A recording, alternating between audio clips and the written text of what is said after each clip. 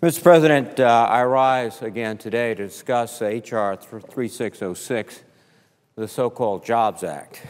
As chair of the Subcommittee on Securities, Insurance, and Investment, I want all of my colleagues to know that this legislation, as it is currently drafted, is fundamentally flawed. We need to stop, slow down, carefully amend this legislation, and send something to the President that will not only encourage capital formation, but also protect investors.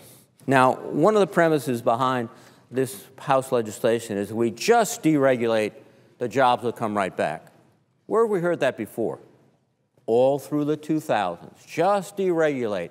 Those investment bankers like Lehman, they don't need regulations. Just give them a lot of leverage and let them run.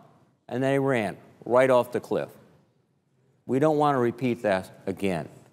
We don't want to repeat what we found to our chagrin in the 90s and 2000s, where we allowed analysts of securities to sell the securities on behalf of their fellow investment bankers, shill in effect.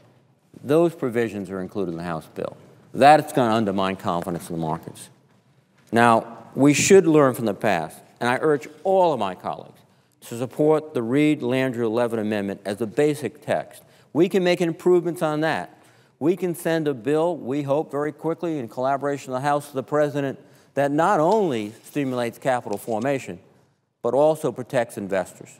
We can send a bill that takes the lessons of the last 20 years, where in the guise of deregulation, in the hope for job creation, we saw the greatest financial crisis in the country perpetrated upon Main Street.